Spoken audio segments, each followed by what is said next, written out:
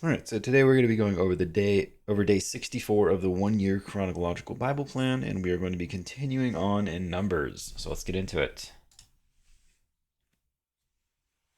Numbers 19, the water of cleansing. The Lord said to Moses and Aaron, "This is a requirement of the law that the Lord has commanded. Tell the Israelites to bring you a red heifer without defect or blemish, and that has never been under a yoke. Give it to Eleazar the priest. It is to be taken outside the camp and slaughtered in his presence. Then Eleazar the priest is to take some of its blood on his finger and sprinkle it 7 times toward the front of the tent of meeting. While he watches, the heifer is to be burned, its hide, flesh, blood, and intestines. The priest is to take some cedar wood, hyssop, and scarlet wool and throw them onto the burning heifer.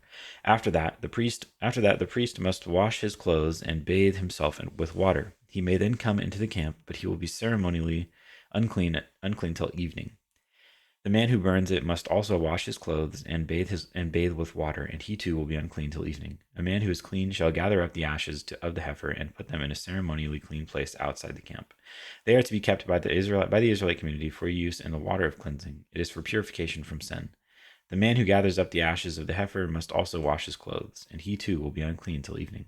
This will be a lasting ordinance both for the Israelites and for the foreigners residing among them. Whoever touches a human corpse will be unclean for 7 days. They must purify themselves with the water on the third day and on the seventh day. Then they will be clean. But if they do not purify themselves on the third and seventh days, they will not be clean. If they fail to purify themselves after touching a human corpse, they defile the Lord's tabernacle. They must be cut off from Israel, because the water of cleansing has not been sprinkled on them. They are unclean. Their uncleanness remains on them. This is the law that applies when a person dies in a tent. Anyone who enters the tent and anyone who is in it will be unclean for 7 days, and every open container without a lid fastened on it will be unclean. Anyone out in the open who touches someone who has been killed with a sword, or someone who has died a natural death, or anyone who touches a human bone or a grave will be unclean for 7 days. For the unclean person, put some ashes from the burnt purification offering into a jar and pour fresh water over them. Then a man who is ceremonially clean is to take some hyssop, dip it in the water, and sprinkle the tent and all the furnishings and the people who were there. He must also sprinkle anyone who has touched a human bone or a grave, or anyone who has been killed, or anyone who has died a natural death. The man who is clean is to sprinkle those who are unclean on the third and seventh days, and on the seventh day he is to purify them. Those who are being cleansed must wash their clothes and bathe with water, and that evening they will be clean. But if those who are unclean do not purify themselves, they must be cut off from the community, because they have defiled the sanctuary of the Lord. The water of cleansing has not been sprinkled on them, and they are unclean. This is a lasting ordinance for them. The man who sprinkles the water of cleansing must also wash his clothes, and anyone who touches the water of cleansing will be unclean till evening. Anything that an unclean person touches becomes unclean, and anyone who touches it becomes unclean till evening. Numbers 20. Water from the rock. In the first month, the whole Israelite community arrived at the desert of Zin, and they stayed at Kadesh. There Miriam died and was buried.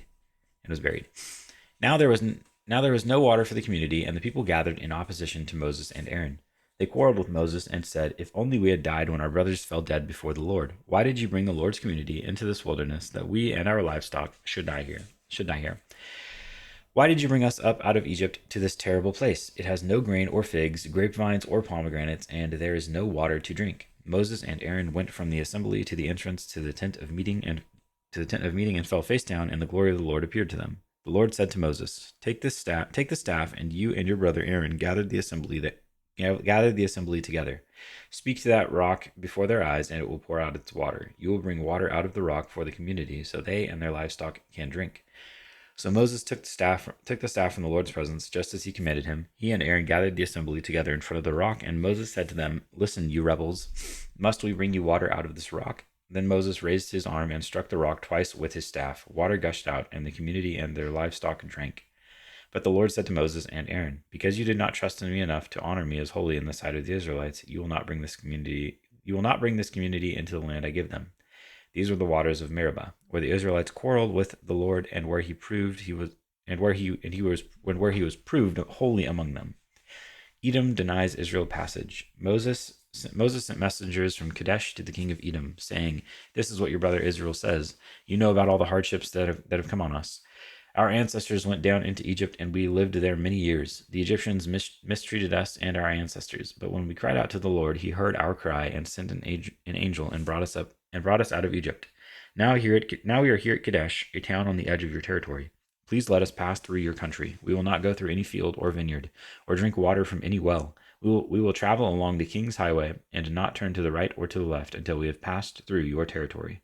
But Edom answered, You may not pass through here. If you try, we will march out and attack you with the sword. The Israelites replied, We will go along the main road, and if we or our livestock drink any of your water, we will pay for it. We only want to pass through on foot, nothing else. Again they answered, You may not pass through. Then Edom came out against them with a large and powerful army. Since Edom refused to let them go through their territory, Israel turned away from them. The death of Aaron. The whole Israelite community set out from Kadesh and came to Mount Hor. At Mount Hor, near the border of Edom, the Lord said to Moses and Aaron, Aaron will be gathered to his people. He will not enter the land I give the Israelites, because both of you rebelled against my command at the waters of Meribah. Get Aaron and his son Eleazar and take them up Mount Hor. Remove Aaron's garments and put them on his son Eleazar, for Aaron will be gathered to his people. He will die there. Moses did as the Lord commanded.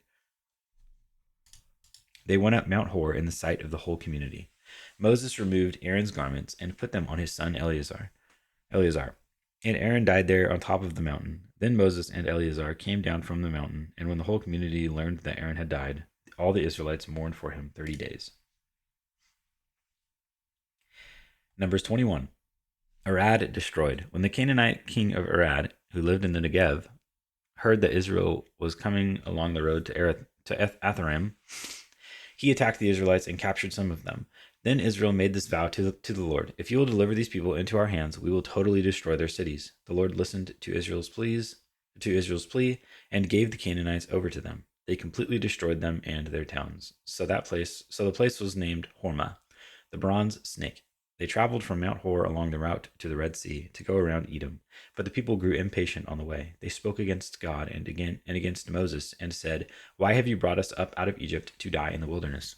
There is no bread, there is no water, and we detest this miserable food. Then the Lord sent venomous snakes among them. They bit the people, and many Israelites died. The people came to Moses and said, We sinned when we spoke against the Lord and against you.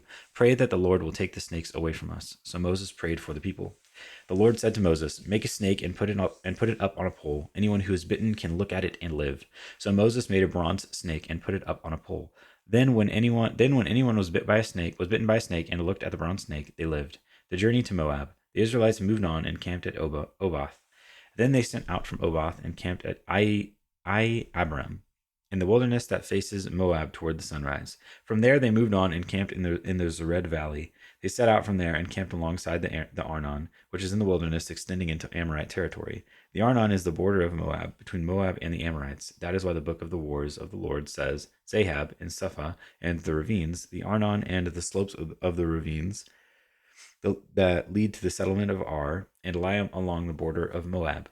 From there they continued on to Beer, the well where the Lord said to Moses, Gather the people together, and I will give them water. Then Israel sang this song, Spring up, O well, sing about it, about the well that the princes dug, that the nobles of the people sank, the nobles with scepters and staffs. Then they went from the wilderness to Mattanah, from Mattanah to Nahaliel, from Nahaliel to Bamoth, and from Bamoth to the valley in Moab, where the top of Pisgah overlooks the wasteland. Defeat of Sihon and Og. Israel sent messengers to say to Sihon, king of the Amorites, Let us pass through your country. We will not turn aside into any field or vineyard or drink water from any well. We will travel along the king's highway until we have passed through your territory. But Sihon would not let Israel pass through his territory. He mustered his entire army and marched out into the wilderness against Israel. When he reached Jahaz, he fought with Israel. Israel, however, put him to the sword and took over his land from the Arnon to the Jabbok, but only as far as the Ammonites, because their border was fortified. Israel captured all the cities of the Ammonites and occupied them, including Heshbon and all its surrounding settlements. Heshbon was the city of Sihon, king of the Amorites, who had fought against the former king of Moab and had taken from him all his land as far as the Arnon. That is why the poets say, Come to Heshbon and let it be rebuilt. Let Sihon's city be restored. Fire went out from Heshbon, a blaze from the city of Sihon. It consumed Ar of Moab, the citizens of Arnon's heights. Woe to you, Moab! You are destroyed, people of Chemosh.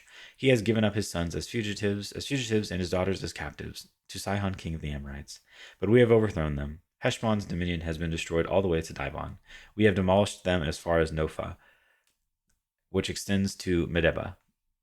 So Israel settled in the land of the Amorites. After Moses had sent spies to Jazer, the Israelites captured its surrounding settlements and drove out the Amorites who were there.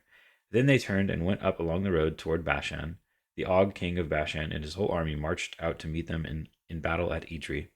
The Lord said to Moses, "Do not be afraid of him, for I have delivered him into your hands, along with his whole army and his land. Do to him what you did to Sihon, king of the Amorites, who reigned in Heshbon."